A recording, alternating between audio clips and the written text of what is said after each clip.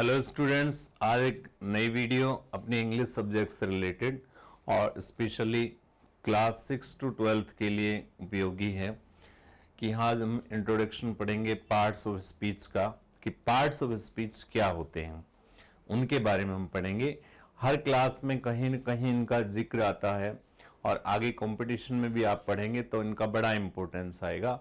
तो आज इनकी हम लोग बात करेंगे। कक्षा 6 to 12 हिंदी मीडियम स्टूडेंट्स के लिए स्पेशली है, जो बच्चे इसको सीखेंगे।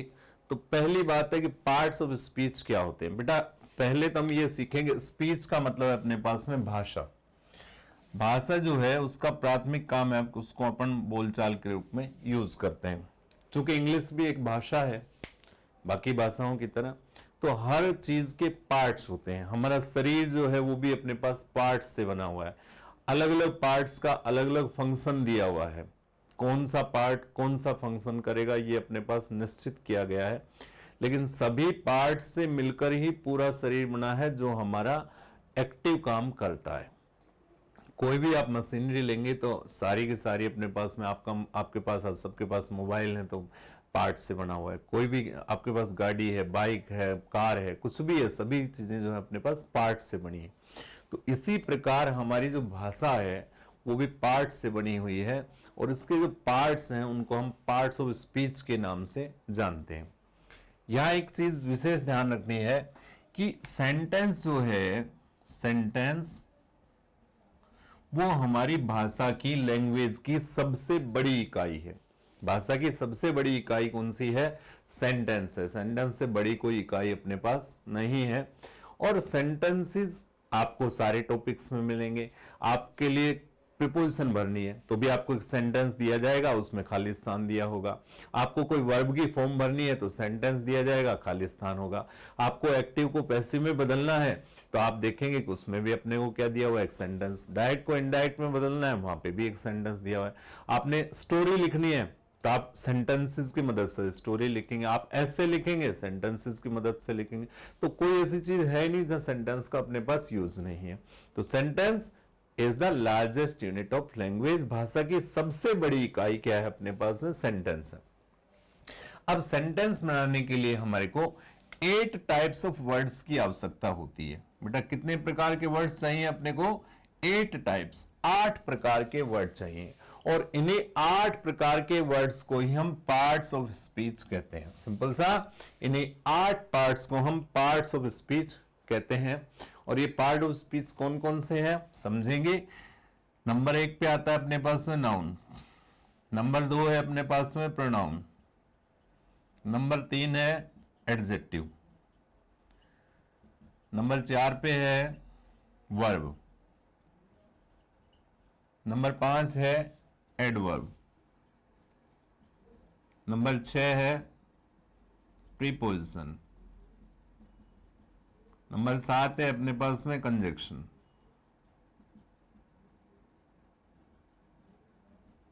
नंबर 8 पे है अपने पास में इंटरजेक्शन। तो इस तरह से हमारे पास टोटली पार्ट्स ऑफ स्पीच की संख्या जो है वो कितनी है अपने पास में? 8 पार्ट्स ऑफ स्पीच हैं जिनसे हमारे सेंटेंस बनते हैं। और ये कह सकते हैं, ये आप एक चीज समझेंगे कि ग्रामर जो है उसको भाषा की आत्मा कहते हैं। ग्रामर को हम भाषा की आत्मा कहते हैं। और हम सब लोग जानते हैं कि बिना आत्मा के किसी चीज का अस्तित्व नहीं है। हमारे शरीर में आत्मा आज विद्यमान है तभी हम जिंदा है। जिस दिन हमारी आत्मा नहीं रहेगी हम मृत हो जाएंगे। तो इसी तरह से भाषा में यदि व्याकरण नहीं है, ग्रामर नहीं है, तो वो मृत प्राय है। और ग्रामर का रीड जो है, ग्रामर का पूरा अपने पास बेस जो है बेटा, वो इन पार्ट्स ऑफ स्पीच में दिया हुआ है। वैसे हमारे जो channel smart online exam mister Sumit Rao के साथ आप जब जुड़ेंगे तो सभी ये जो पार्ट्स ऑफ स्पीच है इनका विस्तार से भी आपको वीडियोस वहां पे प्राप्त होंगी। ये वीडियो स्पेशली जो बच्चे पहली बार ये चीजें पढ़ रहे हैं, क्लासेस में इन चीजों को सीख रहे हैं, उनके लिए सिर्फ इंट्रोडक्टरी हमने बनाया कि इनका इंट्रोडक्शन जाने की ये चीजें क्या है हमारे पास। तो इस वीडियो में हमने उसी चीज पे फोकस किया है। तो ये हमारे पास कितने प्रकार के हो गए? 8 प्रकार के हो गए। अब इनका हम लाइट इंट्रोडक्शन करते हैं कि कौन सी चीज क्या है। तो सबसे पहले देखेंगे हम, सबसे पहले आता है बेटा नाउन। नाउन का मतलब क्या है अपने पास में? Naming words. किसी का भी नाम जो है वो क्या कहलाता है अपने पास में? नाउन कहलाता है। नाउन की पूरी एक वीडियो अपने पास आपके लिंक में मिल जाएगी। आप स्मार्ट ऑनलाइन एग्जाम चैनल पे जब मेरी वीडियोस सर्च करेंगे तो वहां पे आपको नाउन की एक पूरी वीडियो भी है जिसमें हम नाउन को विस्तार से बताएं। यहां सिर्फ हम इंट्रोडक्शन की बात करें तो नेमिंग वर्ड्स जो है वो क्या कहलाते हैं बेटा? नाउन कहलाते हैं। किसी का भी नाम है, आप अपने आसपास जितनी सारी चीजें देख रहे हैं वो सबकी सब क्या कहलाती हैं? नाउन कहलाती हैं। टेबल है, बुक है, चेयर है, फैन है, रूम है, रूफ है, पेन है, पैंट है, शर्ट है, बॉय है, गर्ल है, काऊ है, हॉर्स है, लोइन है, डंकी, कोई भी अपने पास में सबके सबके अपने पास में नाउन। बात आती है क्या केवल जो दिखाई देती है वही नाउन होती है? नहीं, ऐसा नहीं है। जो नहीं दिखाई देती वो भी अपने पास नाउन होती है। जब नाउन की वीडियो खोलेंगे तो उसमें नाउन के प्रकार दिए हुए हैं और उनमें से एक प्रकार आता है एब्स्ट्रैक्ट नाउन। सिंपल सा है, एब्स्ट्रैक्ट नाउन भाववाचक संज्ञा। तो जिनका फिजिकल नहीं होता, जो अपने पास देखी नहीं जा सकती, छुई नहीं जा सकती, वो भी नाउन होती है। जैसे यूथ है, ओल्डनेस है, चाइल्डहुड है, जवानी, बचपन, बुढ़ापा, ये पर्टिकुलर अवस्थाओं के नाम है। इनका फिजिकल नहीं होता तो ये एब्स्ट्रैक्ट नाउन है। गुडनेस, बैडनेस, ऑनेस्टी, ब्रेवरी, अच्छाई, बुराई, ईमानदारी, बहादुरी, ये गुणों के नाम है। तो ये भी क्या अपने पास में एब्स्ट्रैक्ट नाउन है। तो इस तरह से नाउन, किसी का भी नाम जो है वो नाउन कहलाता है। दूसरा है बेटा प्रोनाउन। प्रोनाउन का मतलब क्या है? जो वर्ड नाउन के रिप्लेस में आते हैं, नाउन के स्थान पे आते हैं, उनको हम प्रोनाउंस के नाम से जानते हैं। प्रोनाउंस का यूज हम क्यों करते हैं?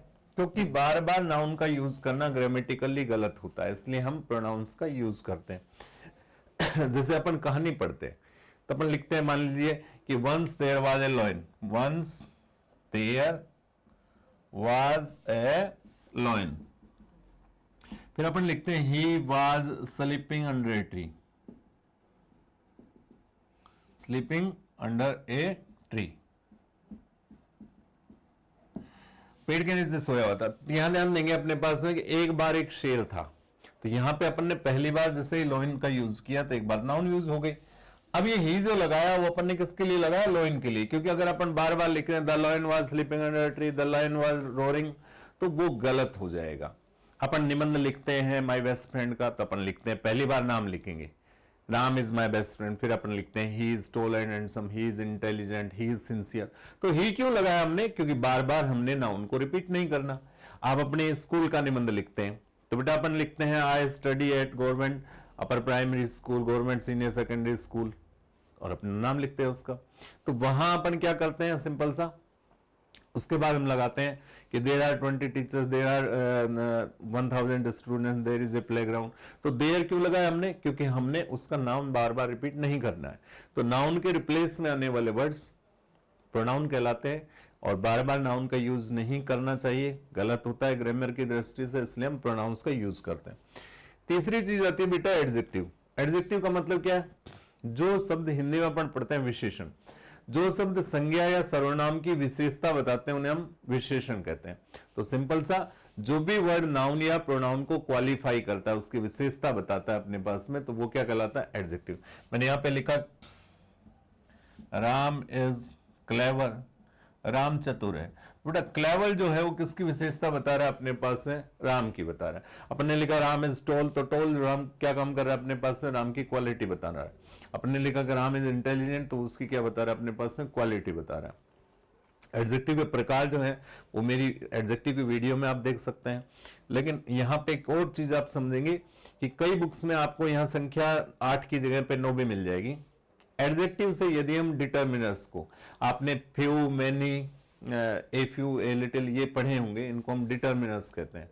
तो डिटर्मिनर्स और article, article A and the, determiners और आर्टिकल ये एडजेक्टिव के ही पार्ट हैं। तो ध्यान ये रखना है कि कौन कौन से determiners and articles both are part of adjective. Adjective की ही दो पार्ट है, डिटर्मिनर्स और आर्टिकल। अगला अपने पास है वर्ब। अब देखो वर्ब के बारे में यदि हम बात करें तो बहुत इंपॉर्टेंट बात है। वर्ब सेंटेंस का सबसे इंपॉर्टेंट पार्ट है। सब कुछ होगा लेकिन वर्ब नहीं है तो सेंटेंस नहीं हो सकता। और अकेली वर्ब सेंटेंस बना सकती है। मैंने कहा गो, उसका मतलब है जाओ, इंपेरेटिव सेंस देती है। इंपेरेटिव सेंस का मतलब जहां यू सब्जेक्ट अंडरस्टूड होता है, गो का मतलब होगा यू गो, और ये पूरे एक सेंटेंस का काम कर सकती है। लेकिन यदि वर्ब नहीं है तो उसमें चाहिए सब कुछ है अपने पास में, तो भी वो सेंटेंस नहीं हो सकता। तो सबसे पहली बात यह समझनी है कि सेंटेंस में वर्ब जो है वो सबसे इंपॉर्टेंट पार्ट है। और वर्ब का जो मेरा टॉपिक है उसमें इतनी सारी इंपॉर्टेंट चीजें बताई हुई हैं जिनके बारे में आप लोग जानते नहीं हैं, जो हमारे बहुत काम की हैं।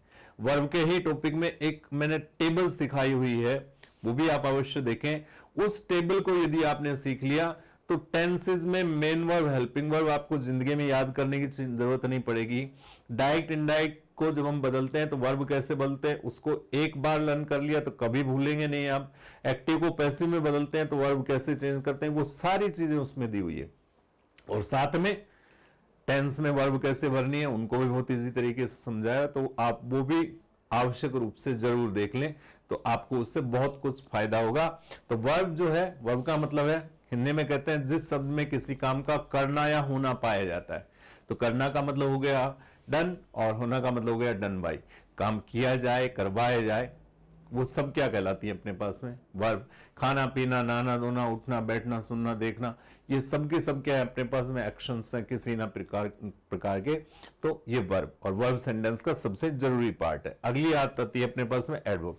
एडवर्ब जरूर थोड़ा सा सीखने का है बेटा। एडवर्ब को हिंदी में अपन कहते हैं क्रिया विशेषण। हिंदी में क्या कहते हैं अपने पास में, क्रिया विशेषण। और इंग्लिश में कहा हमने इसको एडवर्ब, और हिंदी में क्या कहते हैं अपन, क्रिया विशेषण।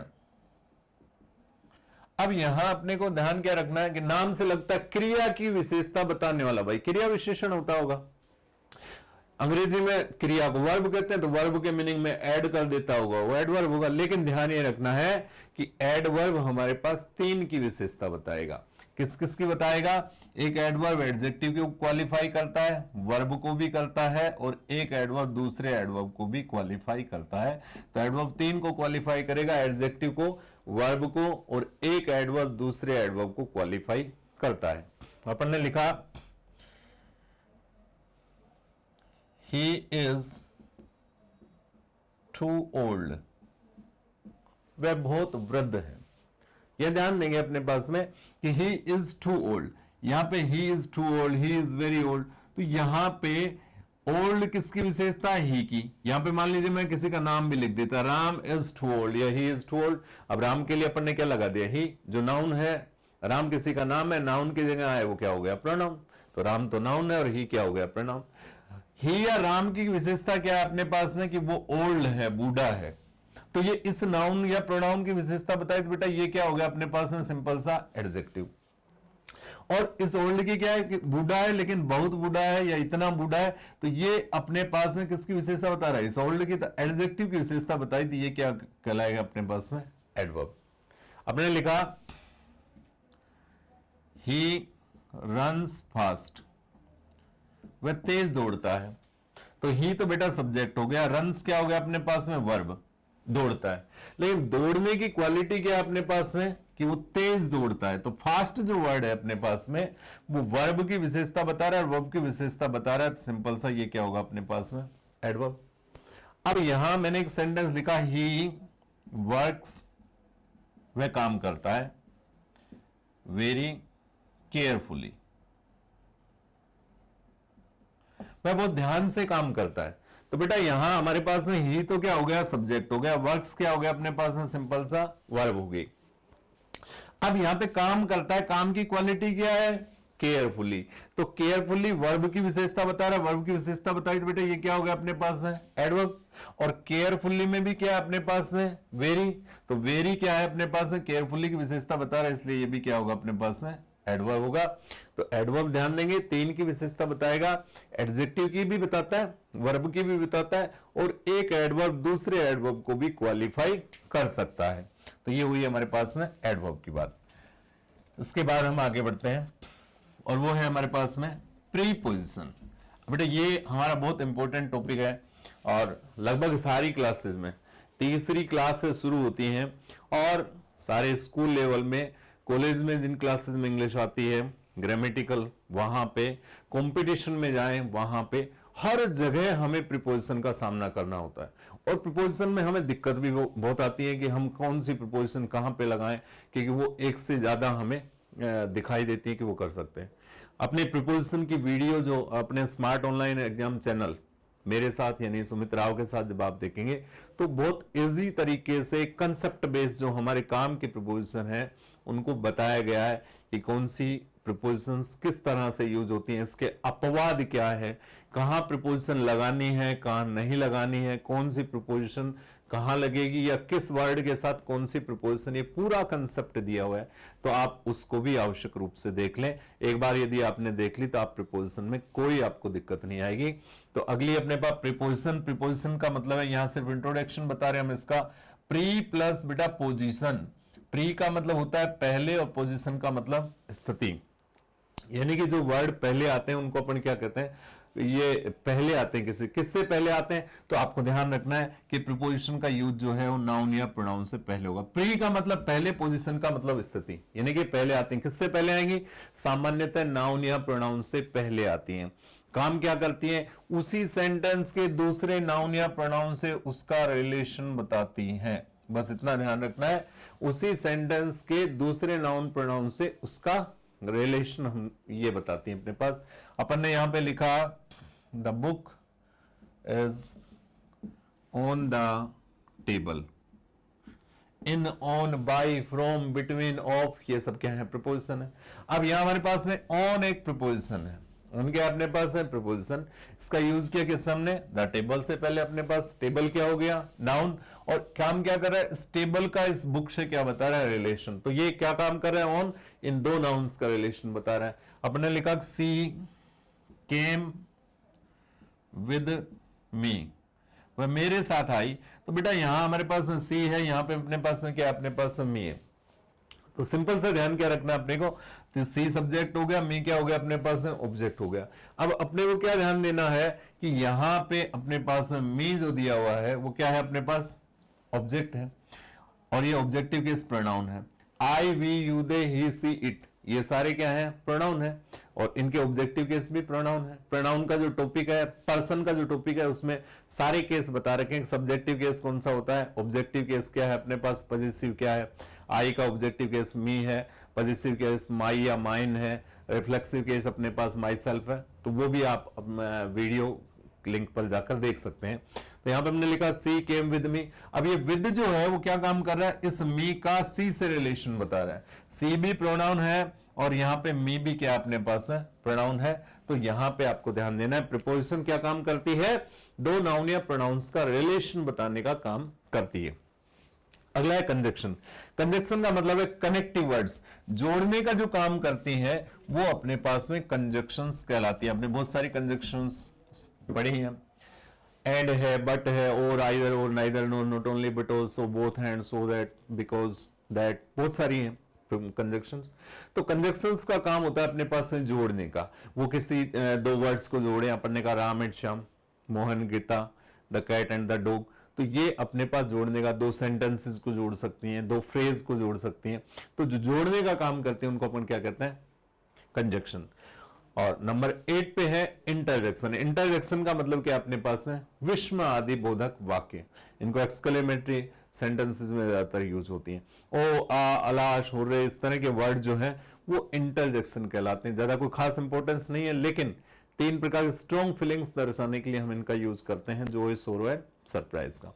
तो ये हमारा 8 पार्ट्स ऑफ स्पीच का टोटल इंट्रोडक्शन था। इनको पर्टिकुलर्स आप पढ़ेंगे तो सारे जितने सारे 8 के 8 इनके अलग अलग वीडियोस हमारे स्मार्ट ऑनलाइन एग्जाम चैनल पर आपको उपलब्ध मिलेंगे। सुमित राव इंग्लिश वर्ल्ड के साथ में आप लोग उनको अध्ययन करेंगे, आपको किसी भी तरह की समस्या नहीं आएगी। कोशिश की है मैंने कि सरल से सरल भाषा में आप तक ये सब चीजें पहुंचाऊं। फिर से मैं आपको कहता हूं कि आप लोग रेगुलर रूप से अपने अध्ययन को जारी रखें। इस लॉकडाउन में, कोरोना महामारी के दौरान आप घर से तैयारी कर रहे हैं, और बाद में लोग ये सब खत्म होने के बाद, क्योंकि हर समस्या का कोई ना कोई अंत होता है, कि बाद भी जब आप लोग तैयारी करें तो आप रेगुलर रूप से इनको पढ़ें।